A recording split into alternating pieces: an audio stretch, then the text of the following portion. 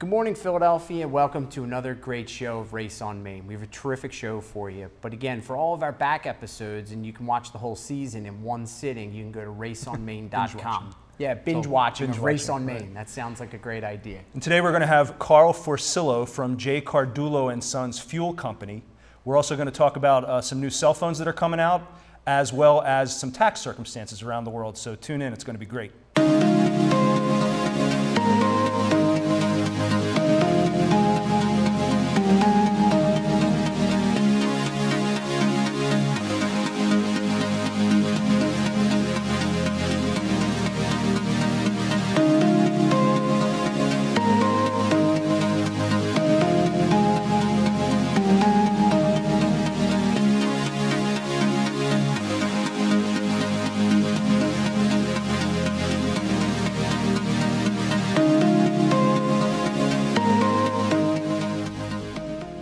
Philadelphia, and welcome to another great show of Race on Main. And don't forget, you can check out all of our previous episodes at raceonmain.com. We have a terrific show for you today. We have Carl Forcillo from J. Cardullo Fuel Oil, who will be here with us to talk all about the industry, what the future looks like in that industry. But before we get started, as always, I want to introduce my partner and my co-host and brother, Stuart Race. Stuart, it's a warm day in Philadelphia today. Primary day. Primary day, that's right. We'll broadcast whenever, but we're voting for, everybody's voting for their own party today. Yep, that's right, that's right. I was at the polls this morning at 7 because your niece, Sally, decided that she had to vote but could not be bothered with an absentee ballot. So she came home from New York last night, voted first thing, and I needed to have her on a train first thing so she could get back up to New York and do whatever it is she does there. Yeah. Spend my money, I guess. I guess that's is often the case. So yeah, it is. I've been there, and I'm assuming I was a problem like that at one point. I'm sure we all were, which is what you pay it for. That's right. That's how it is. So that's right. So she voted, and she's good, and she's she voted. She was happy. It's you know, she's 18 and a half now, so this was her first election, so it was important to her. So. Oh, cool. Yeah. That's great. That's great. Good. I'm glad that she went. Yeah. Because how many 18-year-olds stayed in bed? She was very clear about her need to vote. She had to get in there and vote. All right, good, good. Well, I'm glad it worked. That's awesome. Yeah. So speaking of voting, today Main Street is talking about the iPhone 7 Plus, which is coming out in September. And just so you know, I'm not a big fan of Apple. I think I've said that before. Okay. And if they're listening, please don't kill us. Yeah, that's just my opinion. Versus Samsung's Galaxy Note 6, which is going to come out at about the same time. Just so you know, not a big fan of Samsung either. All right. Well, these are the two big. These are the two big players. So this is what we got. What are you a fan of?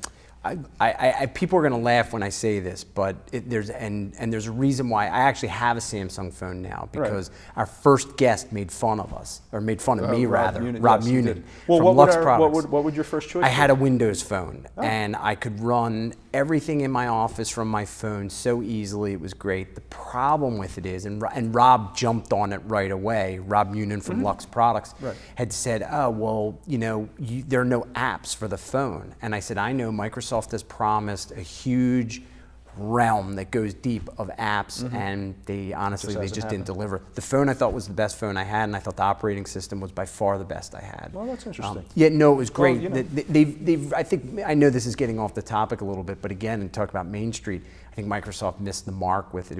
It's a terrific product that just didn't have enough of the features that you need in order to sort of run your everyday. Very, very possible. Yeah, well, anyway, these phones are coming out. So the iPhone 7. Let's start with Samsung, though, because that's what's in my notes. We're talking about a curved display, which I guess makes it better for you to see. Yep, that's getting popular. Now this is going to speak to you because I know you're a battery guy. A 4,000 megahertz battery. So this thing is going to be able to run all that background stuff, and you'll get at least a full day out of it. 50% more RAM. How about 6 gigs in this phone? And a 5.8-inch display. So it's a big, it gives you a nice display. I don't like that either. Too much. Too big. I always keep my phone in my pocket. Right. So to have a bigger display is not a benefit, not for me. And I know a lot of people love it because they get media on their phone. You're watching TV or movies or reading or whatever. And I do the same on my phone. It's in my pocket more than anywhere else. So to have a smaller phone is not the worst thing in the world. Here's the big thing with the iPhone. No, it's the iPhone 7 Plus. So apparently there's going to be a suite of iPhones come September. There will be 4 or 5 of the 7 series. The Plus is the big player. Right. And the idea is to hit all the price points. But the thing that makes the Plus the next generation in phones is a dual lens camera. So this thing is going to have 2 lenses with different focal lengths. So there's going to be no need to use your digital zoom if you want to get closer to something. Use a different lens. You're not going to lose clarity. So you're going to be able to take pictures that are even that much better, real honest to goodness pictures with your iPhone. And this will also give it a better low light performance and a deeper, more 3D-like image. So if you're somebody who uses your phone as your camera, really uses it as your camera, this might be. Now it only has a 5.5-inch display, but that's 0.3 of an inch. I can't imagine that's. It's not that much. That much difference. And the battery is going to be similar, though. This is the drawback to the iPhone 6. So even though it's this bigger, stronger, more muscular camera, it's going to have the same battery as the last one did. Yeah, and the battery, to me, is one of the more important things. I know people run a lot of different things that sort of like run on their phone. They have pictures that are doing all sorts of weird kind of things, scrolling through that kind of stuff. I don't use any of that. I'm more interested in the battery lasting as long as it can. So these things are kind of interesting. Yeah. Interesting point about I'm just pictures. thinking it's going to be interesting come as the ramp up to Christmas. We're going to be inundated with these advertisements for these 2 phones. Hey, look, I stare at one of the Apple stores from my office. Yes, you do. And at 9:30 in the morning or whenever they open up, there's a line of people waiting to get in. So they clearly have done something right. Don't care about my opinion, and they're wheelbarrowing all of that money to wherever they maybe they Microsoft take it off will to. get on the stick. Yeah, answer some of your emails at this point. I suppose. Stop bothering us. Yeah, well, you know what it is if you're going to run a PC office like I do, that was very helpful, Yeah. and that was the main reason. But the apps that come with it to run lots of components of sort of like your private life and the office life, it's just not there. It's unfortunate. They really, really, again, have missed the mark. But one quick thing about pictures. Yes, sir. I read this article not that long ago. I'll try to dig it up, but I don't think I'll be able to. That talked about all the lost pictures that we'll have. Because people take pictures, they leave them on their phone, they leave them on their computer, and it's going to come a time where the technology will go so far beyond that, it won't be able to read the pictures. So they're trying to develop a digital negative so that you can have, I don't know what that all means, but it's like a negative, where as the technology progresses, you won't lose those pictures. Because if you have no device to read the picture, what are you going to do? And they think that generations and generations will go. It's sort of like right now, I have 8mm films in our house that are from our childhood. Right. And you literally have to show them on the wall and take a picture of it with your phone, because there's no way to transfer the media. You know how hard it is to find those 8mm bulbs and lenses and everything? Right. That's my point. That's why you got to stay on that stuff. I know. And people have made fortunes in that media transfer business. Some of our friends at Karate work in that business, and they do very well making sure that people's media stays current. Yeah, but if you have a person, you got to do it yourself. That's right. Be on it. I mean, how many thousands of pictures do you have tucked away that you get forgotten, and then 10 years from now you're like, well, how many VHS tapes do I have? With, my kids falling down, and, and hopefully the last VCR is on its last rickety. Yeah, it's ready to go. Yeah. Well, speaking of rickety, no, I'm just kidding. Our guest today is a gentleman by the name of Carl Forcillo. And Mr. Forcillo is with John Cordello and Sons Fuel Oil. I'm sure we've butchered those names at some point, and he'll correct us when we get there. Mr. Forcillo is the president of John Cordello. Website, www.cardullofuels.com. Mr. Forcillo has a history of entrepreneurial activity in the energy field. He was the operations manager of J. Cardullo, which was founded in 1945 and has been serving clients in the Delaware Valley for more than 70 years. And Mr. Forcillo acquired the company just recently in 2015. So, Carl, welcome to the show. Thank you. Yeah, Carl, thanks for being here. So let's jump right into it. I mean, the oil, gas industry, those industries that really run the world, where are they going? What's happening? It seems like there's so much unrest in the world of energy right now. Maybe there isn't, and you could shed some light on some of these things. Well, yes, over the last 10 years, we've seen a spike in oil, and over $100 a barrel, and that caused a lot of the industry to seek alternate fuels, such as natural gas. This is one of our number one competitors in Philadelphia. With also propane in the area. Those fuels became readily available and were very competitive with heating oil. So we did see a demise a little bit in the industry, and Well, now that you say that, you know, it was $100 a barrel, but we've had a great precipitous drop now. So how is that benefiting your company and your industry? It has helped people not to run out of the market like they were. But the old school has been never to convert an oil customer over to gas.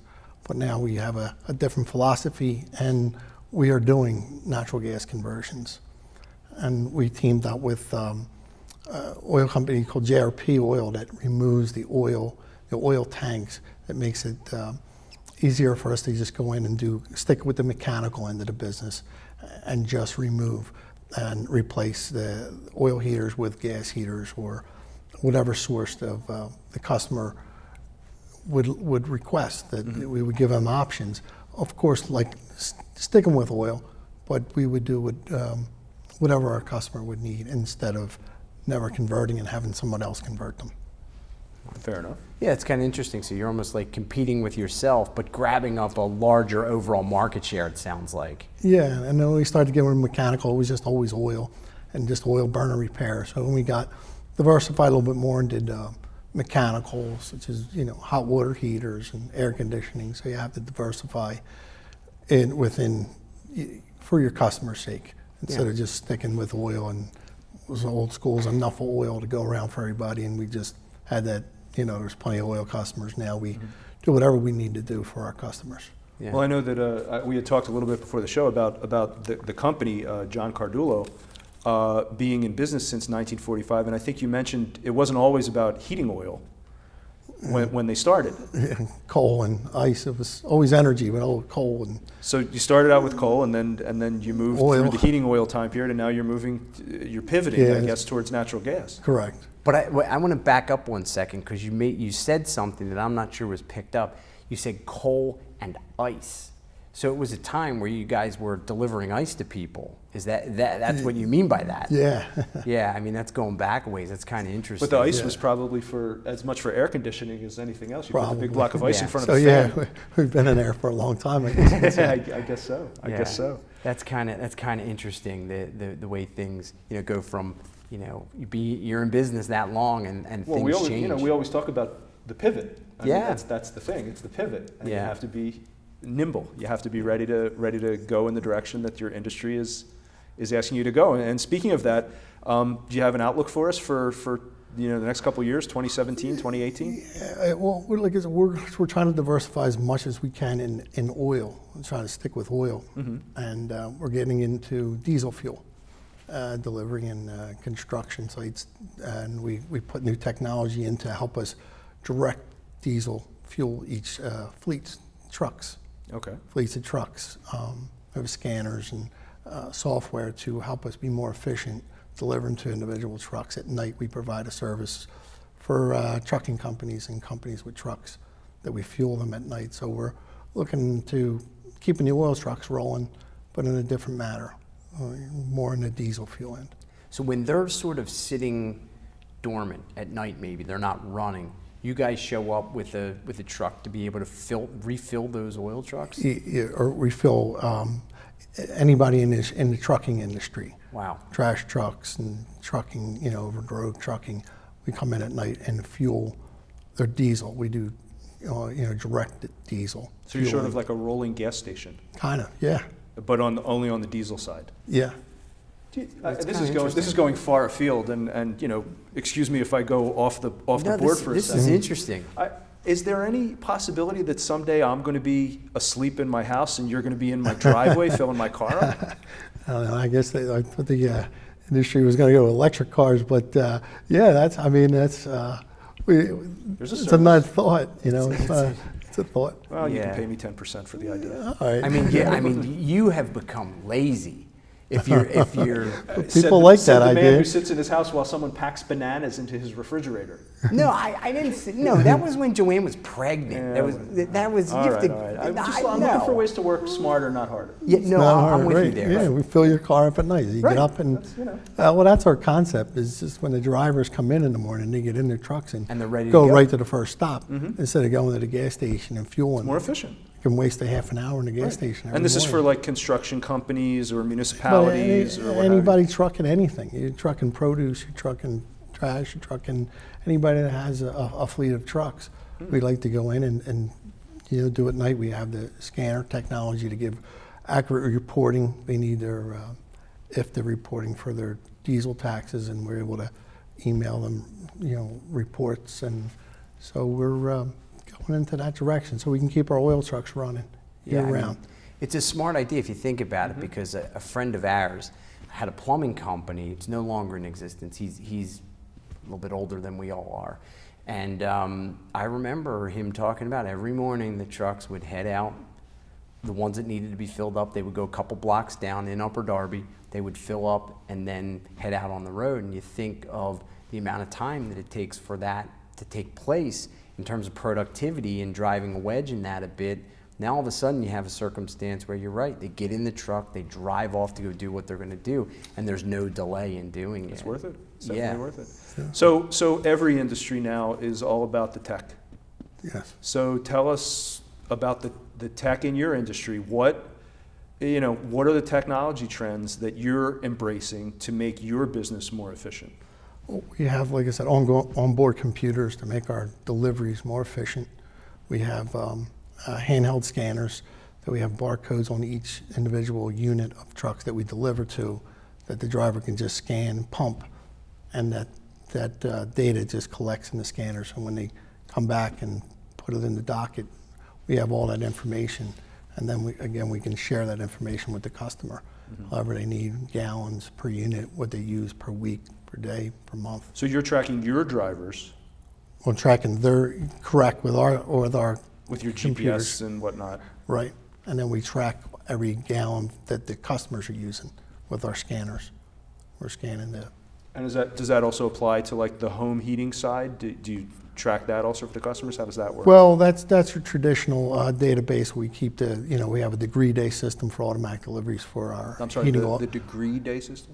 It's a temperature based system that we can forecast when our heating oil customers need the fuel, when we need to Interesting. refuel. When they're using more than they normally would. all according to temperature. Yeah, according to temperature, right.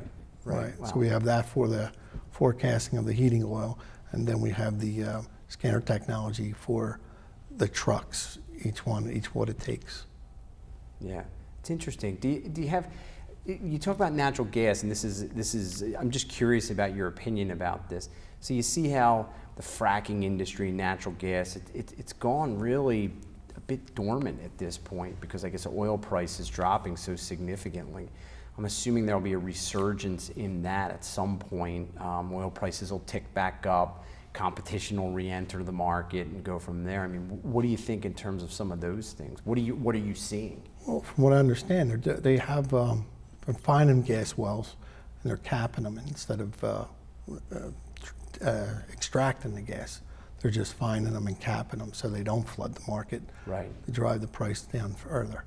So it's already been pretty low, and fortunately the oil prices have been very reasonable and much lower than last year. Sure.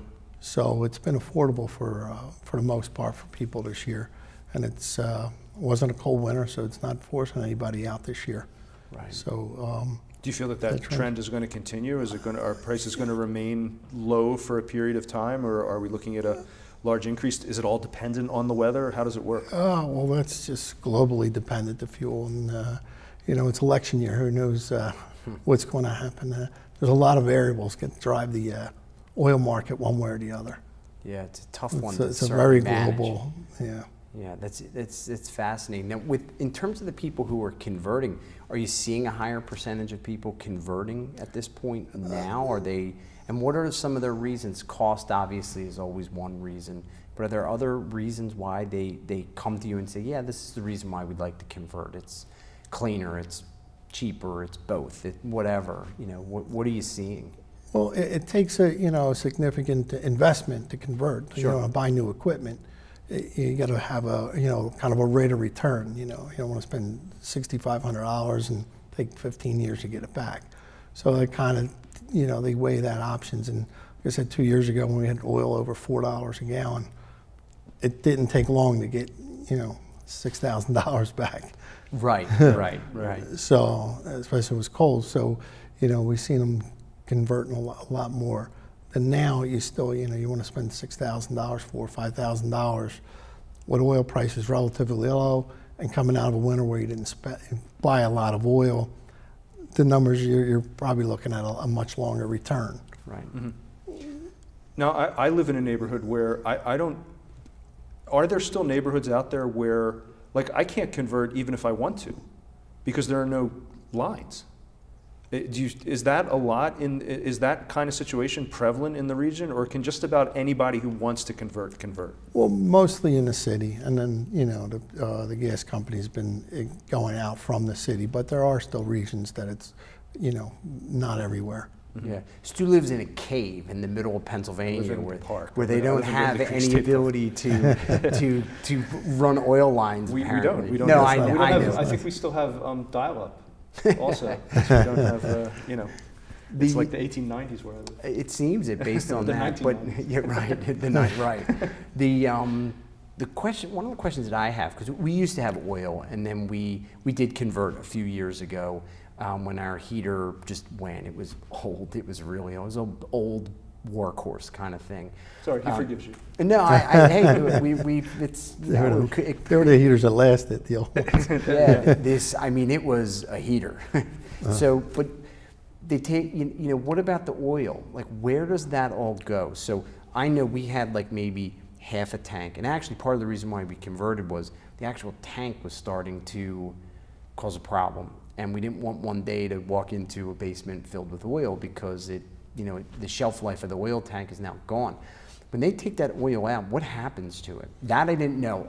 A company came in, some environmental company, to pump it out, took it. I'm assuming they did something good to it and maybe reused it or disposed of it in a proper way. That was the whole, setup. Like, where does it go? Yeah, that's always been the problem.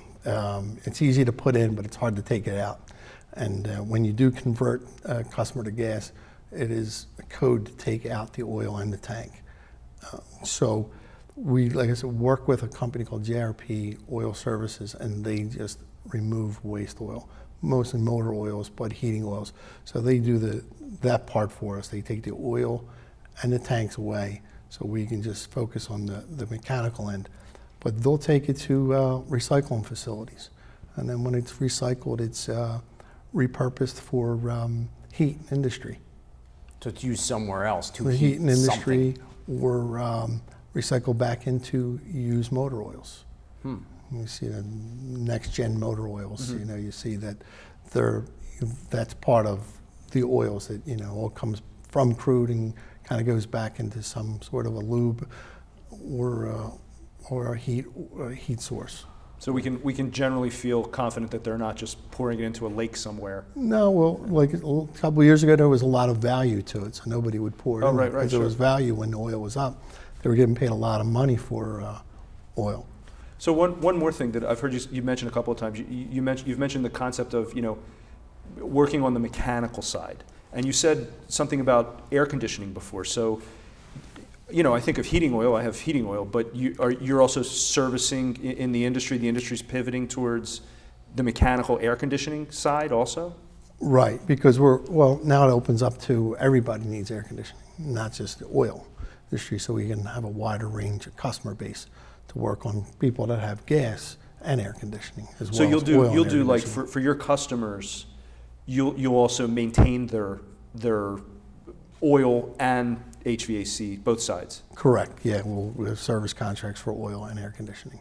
Okay, It's a smart idea. I mean, if you think about all it, year round. well, you have a customer base. They obviously trust you very much so in this one area, and you probably, I bet, having been in business so long, have had some customers for decades. I would imagine. So you have this large group of people that trust you from a planning standpoint, a business standpoint. It makes sense. Let's talk to the people who have valued our services before and see if we can, build on that to help them provide something great for them. It's a smart idea. Sure. It's good stuff, Carl. The industry sounds like it's anything but dormant. Sounds like it's vibrant and headed in the right direction with the recyclables and everything else. So thank you for coming on the show, and we'll have to have you back in a little while to find out an update kind of thing. Okay. All right. Yeah. All right. We really appreciate it. Thanks for being on the show. Not a problem. Really do appreciate it. Yeah. All right. So let's figure our way out of here. All right. Well, I'm we always try to Lighten the mood. Well, lighten the mood. Yeah, we always try to stay on subject. So today we're not going to stay on subject. We're going to talk about taxes around the world.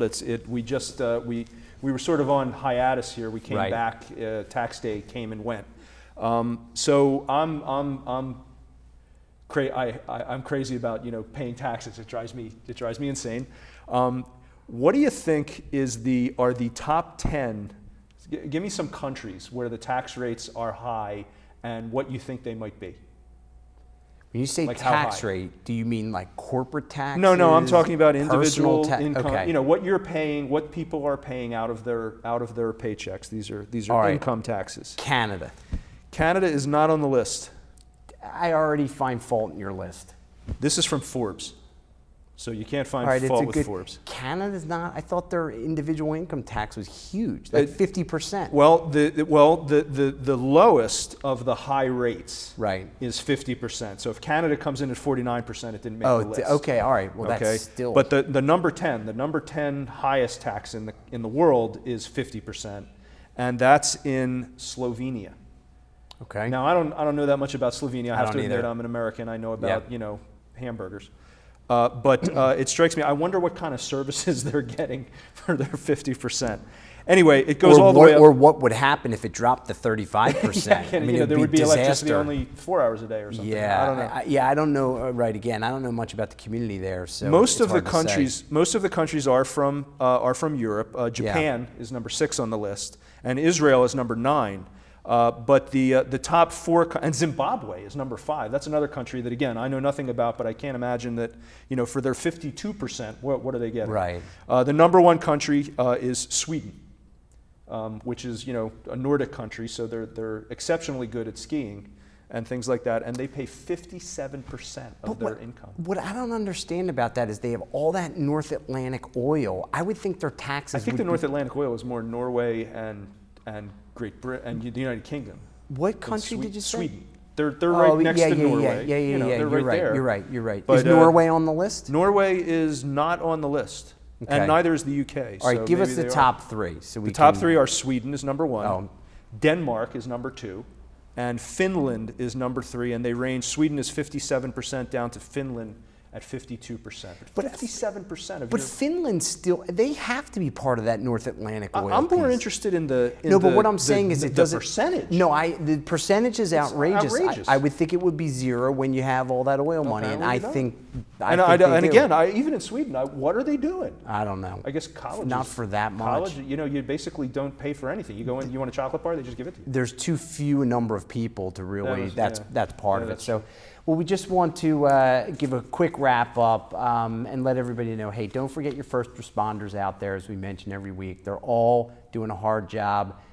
Sometimes thankless, so keep them in mind. As I always say, as you pull up to the fireman holding the boot out, you could throw a few dollars in there. They're helping all of our communities. And don't forget to check out raceonmain.com for all of our back episodes, and we'll see you out on Main Street soon. Thanks, everybody.